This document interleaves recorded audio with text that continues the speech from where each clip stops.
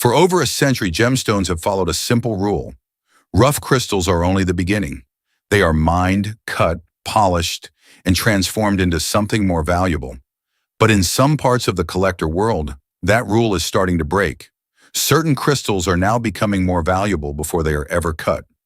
Not because they sparkle more, but because once a cutter reshapes the stone, something important disappears. Natural geometry, growth patterns, sometimes even the proof of where the gemstone came from. Across mineral auctions and private collections, more collectors are choosing to keep these crystals exactly as they were found, untouched, and sometimes worth far more than the gemstones they could become. Starting with a crystal whose perfect shape nature already finished. Ranked 10th, fluorite. When geometry becomes the treasure, most gemstones earn their value after they are cut. Facets are added, light is controlled, symmetry is engineered by human hands. Fluorite follows a completely different rule. In jewelry form, fluorite is rarely considered a serious gemstone. It is relatively soft, scratches easily, and over time can lose the crisp edges that define a well-cut stone. For that reason, polished fluorite rarely commands the same attention as more durable gems. But in its natural state, fluorite reveals something far more remarkable. Deep underground, under the slow chemistry of mineral formation, fluorite crystals often grow into shapes so precise they appear almost manufactured. Perfect cubes, sharp edges, clean faces that meet at exact 90-degree angles. No cutting wheel, no polishing lap. Just geology doing its work over millions of years. For mineral collectors, this natural geometry is the real prize. A flawless, cubic fluorite crystal represents something that cutting could never recreate. The moment a cutter attempts to shape it into a traditional gemstone, that natural perfection disappears. The geometry that formed inside the earth, sometimes over vast geological time, vanishes in a matter of minutes. And once it is gone, it can never be restored. That is why some of the finest fluorite specimens today are not found in jewelry displays, but in mineral collections and museum cases. Large crystals from famous deposits in places like Illinois, China, and England have become especially sought after. Many of those historic mines no longer produce the same quality crystals they once did, which has quietly pushed collector demand even higher. In auctions and private mineral markets, perfectly formed fluorite cubes can now sell for far more than polished stones cut from the same material. Not because they sparkle more, but because they represent something far rarer than brilliance. They represent the moment nature finished the design before any human ever touched the stone.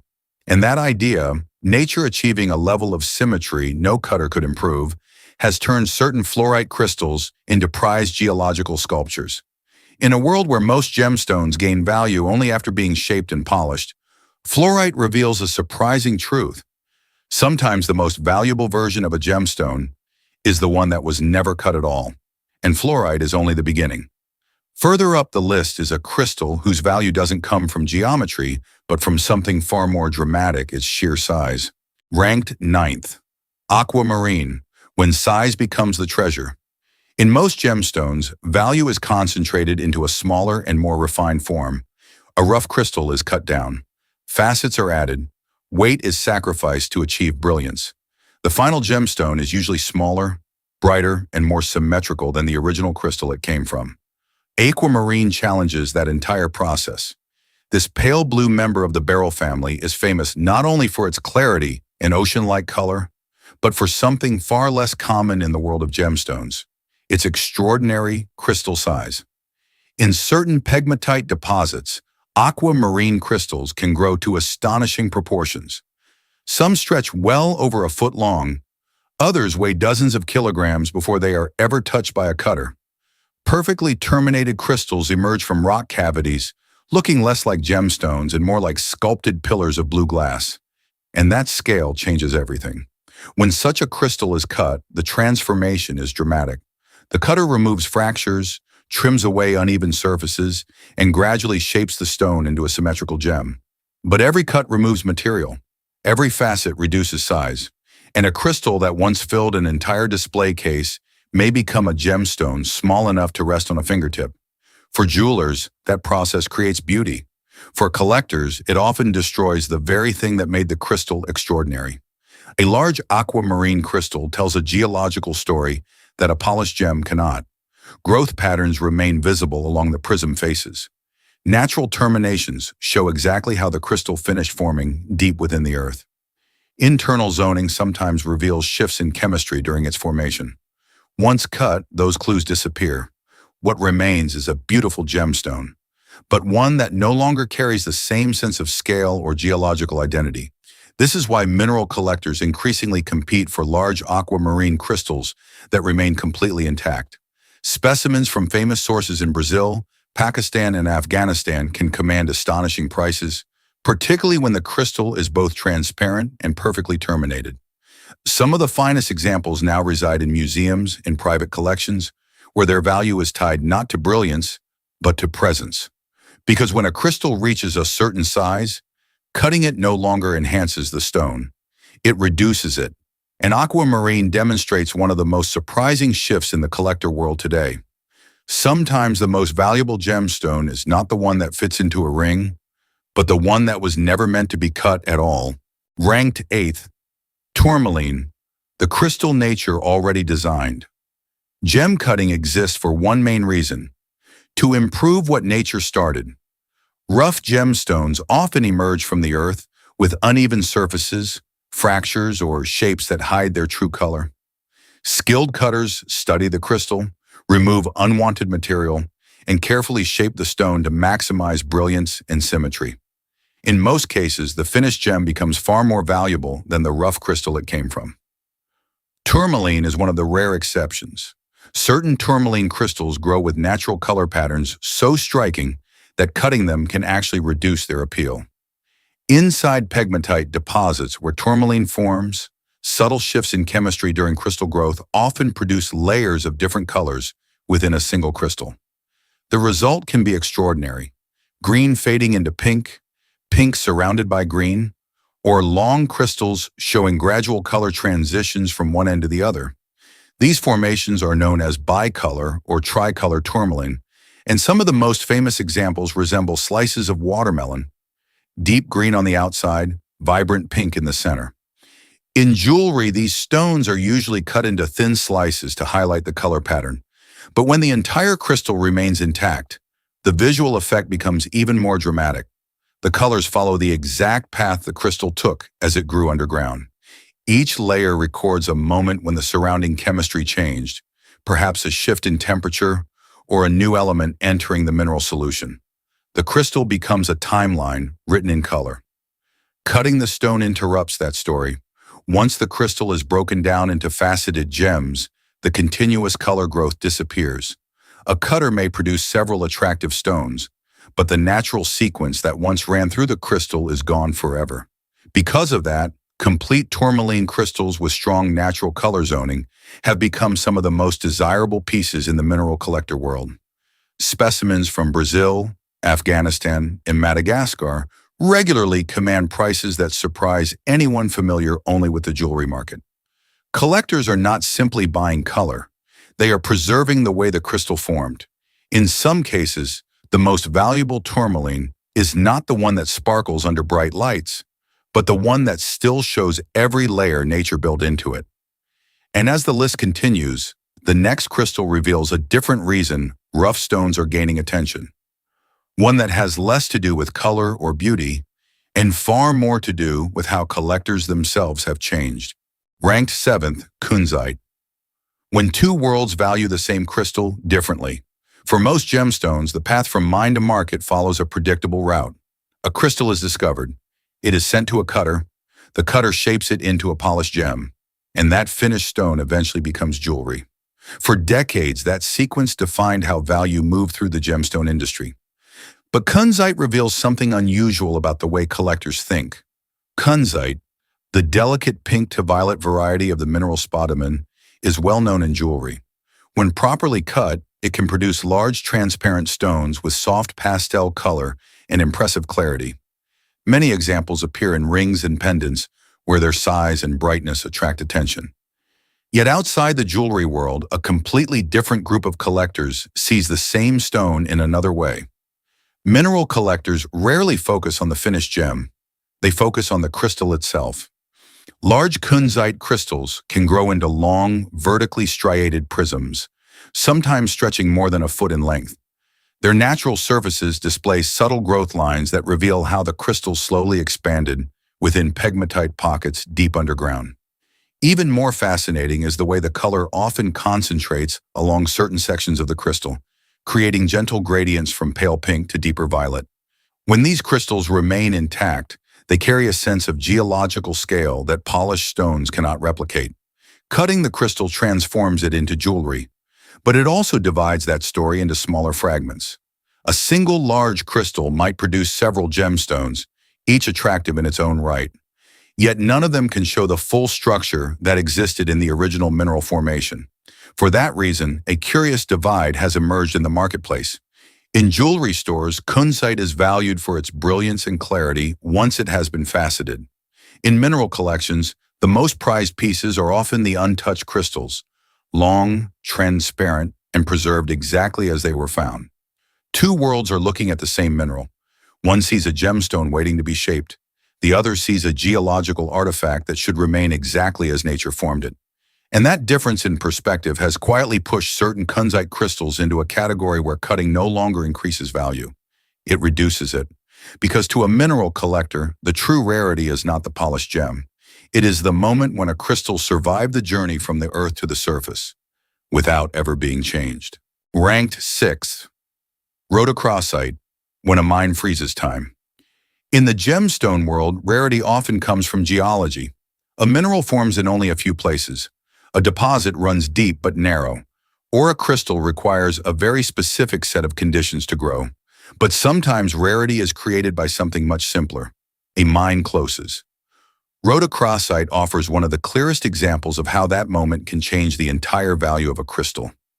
This manganese carbonate mineral is known for its deep raspberry red color and striking banded patterns.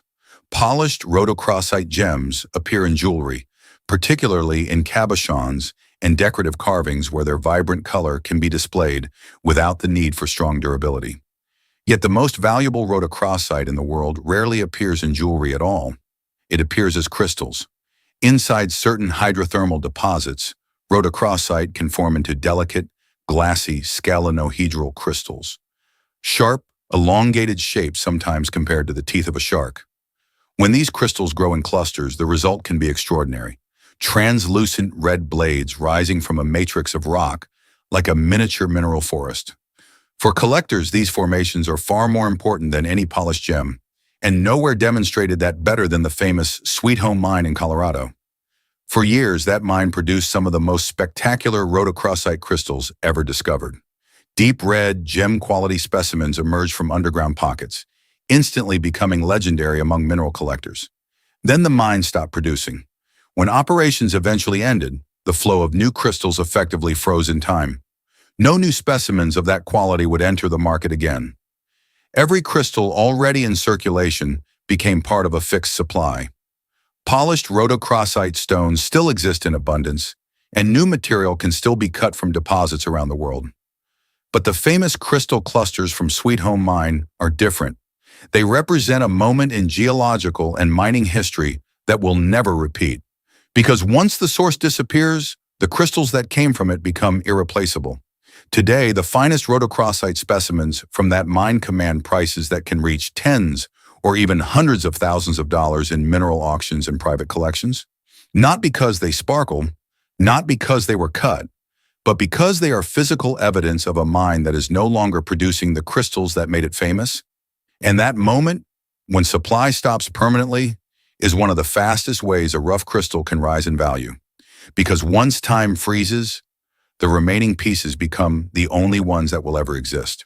Ranked 5th, Tanzanite, when cutting simplifies the crystal. Most gemstones become more impressive after they are cut. A skilled cutter studies the rough, studies the angles, and carefully shapes the stone to capture the best possible color and brilliance. Faceting is meant to reveal beauty that might otherwise remain hidden inside the crystal. But Tanzanite reveals something unusual about that process. Discovered in the foothills of Mount Kilimanjaro in the late 1960s, Tanzanite quickly became famous for its deep blue and violet colors. Under the right lighting, a polished stone can display rich flashes of indigo, royal blue, and purple, colors that help transform it into one of the most recognizable modern gemstones. Yet inside the rough crystal, Tanzanite behaves in a far more complex way. The mineral zoisite, which forms Tanzanite, has a property known as strong pleochroism.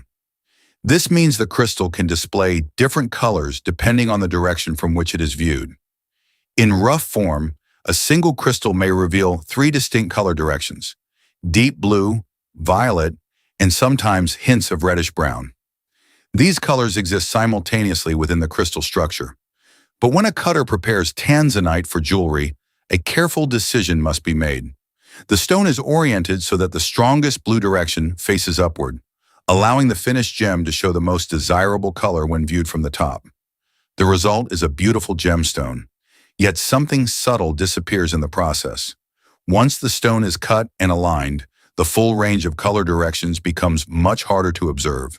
The gemstone now emphasizes one dominant hue, while the original complexity of the crystal's optical behavior is largely hidden. In rough form, that complexity is far easier to see. Rotating a Tanzanite crystal under light reveals the shifting interplay of colors within the mineral lattice. The crystal becomes a small demonstration of the physics of light interacting with the structure of the stone. For mineral collectors and gemologists, this natural display can be more fascinating than the finished gemstone. It shows how the crystal grew, how light travels through its structure, and how subtle changes in orientation can completely transform its appearance. Polished Tanzanite remains one of the most beautiful gemstones in modern jewelry, but the rough crystal reveals something deeper, not just color, but the science behind it, and that makes certain Tanzanite crystals far more interesting before they are cut than after.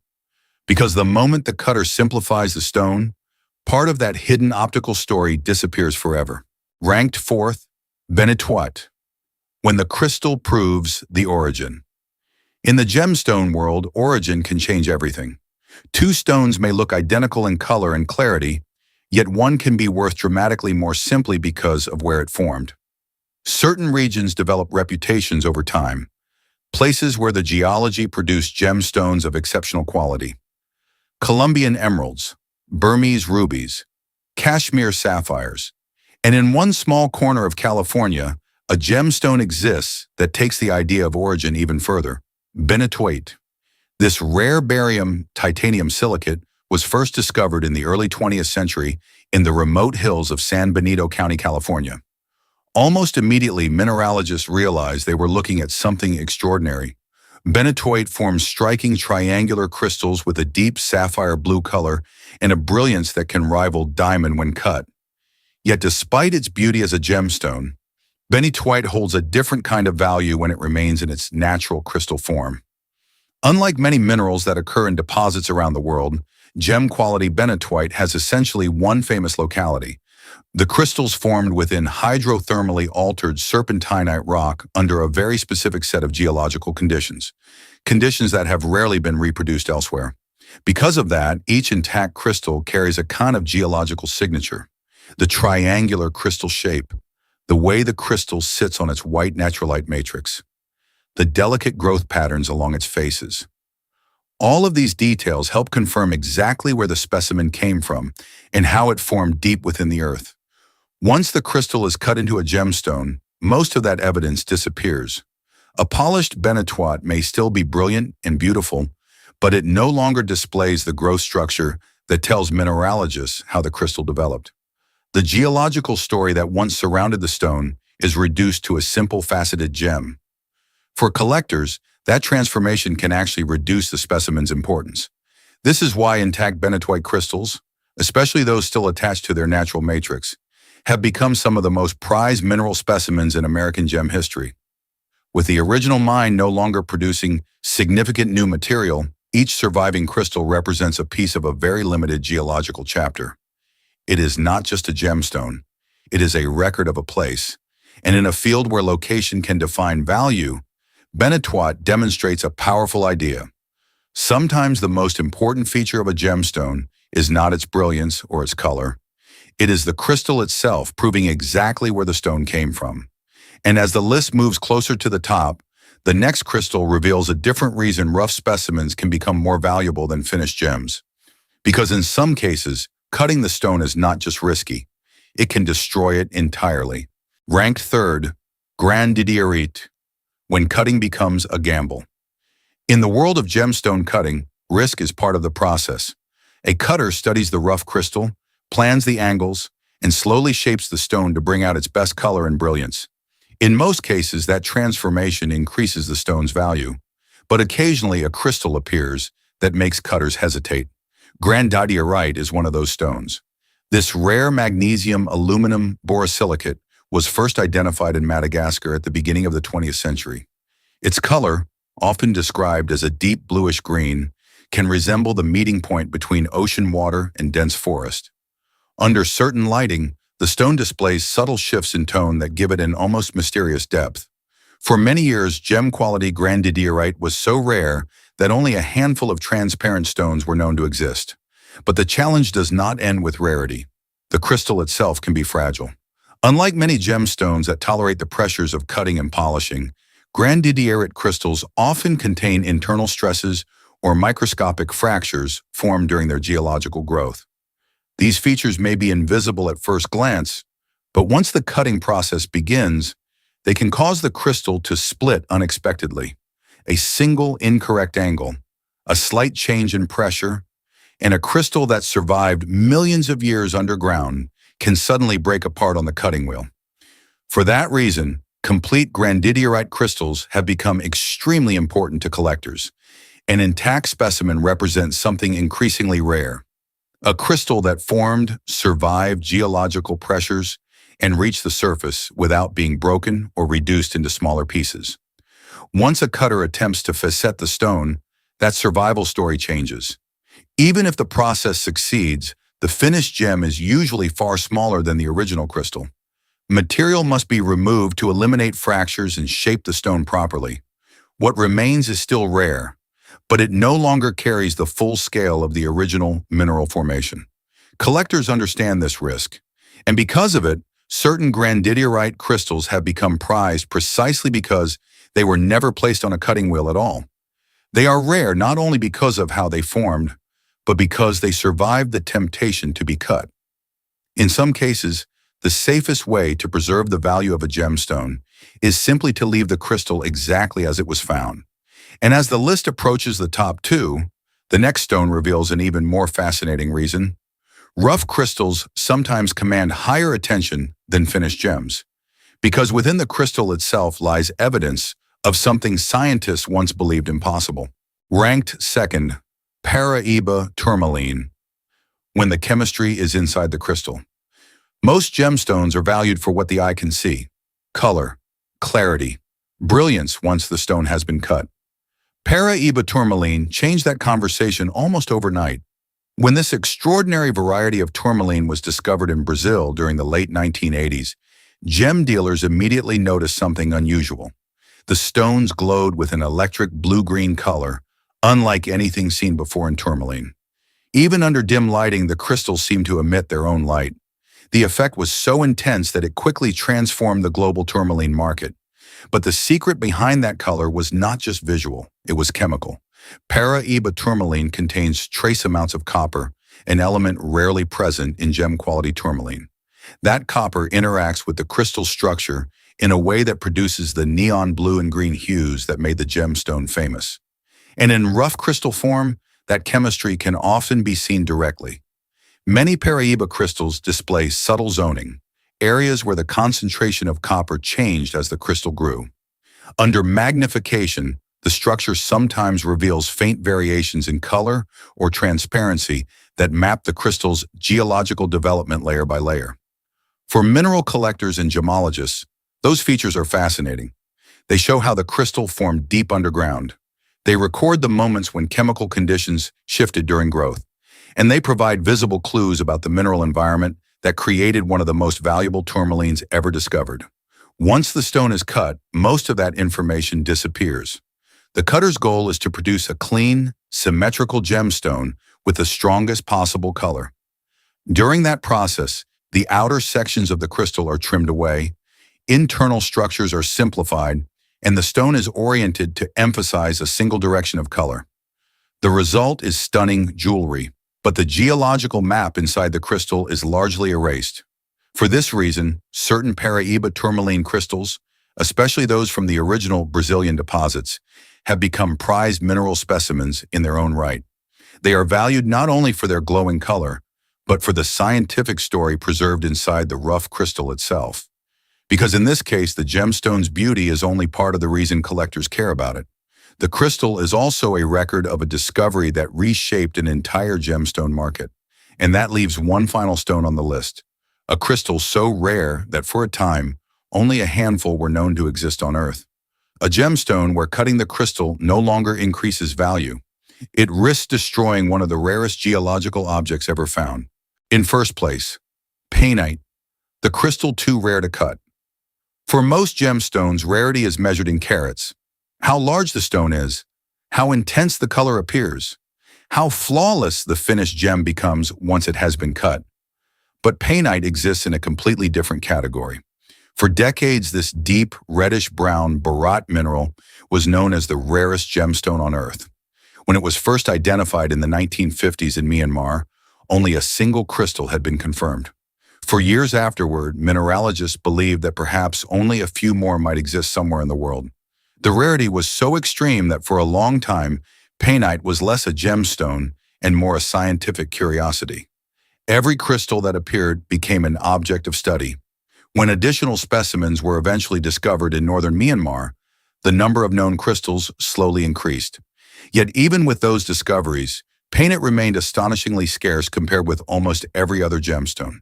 And that rarity created an unusual shift in how the stone was valued. Normally, once a rare mineral is discovered, cutters attempt to transform the rough crystals into faceted gems. A finished stone can be mounted into jewelry, displayed under bright lighting, and traded within the traditional gemstone market. With Painite, that instinct began to change. Collectors started realizing that the natural crystals themselves were historically more important than the gemstones they could become. Each crystal represented a geological event so uncommon that it had taken millions of years to produce a handful of specimens. Once cut, that context would largely disappear. A faceted Painite might still be rare, but it would no longer show the crystal structure that made the discovery so significant. The growth faces would vanish. The original shape would be lost. The specimen would become another gemstone rather than a piece of mineral history. Because of that, many collectors and institutions now prefer Painite exactly as it was found. Rough, untouched, preserving the natural form that survived deep geological pressures and eventually reached the surface of the Earth. In some collections, the most prized Painite pieces are not the polished stones at all, but the original crystals that first revealed the mineral to science. They are reminders that in rare cases, the value of a gemstone does not come from brilliance or symmetry. It comes from the fact that the crystal exists at all. And Painite stands as one of the clearest examples in the gemstone world that sometimes the most valuable stone is not the one that was perfected by cutting, but the one that was left exactly as nature created it. For more than a century, the gemstone world believed something simple. A rough crystal was only the beginning. Its real value appeared after cutting. But the stones on this list tell a different story. Sometimes the moment a cutter touches the crystal, something irreplaceable disappears. Natural geometry, growth history, even the proof of where the stone came from, which is why more collectors today are doing something unusual. They are leaving certain crystals exactly as they were found, untouched. Because in rare cases, the rough crystal is not the raw material. It is the final masterpiece. So here's a question worth thinking about. If a rare crystal were discovered tomorrow, perfectly formed, would it be better as a gemstone, or better left exactly as nature created it?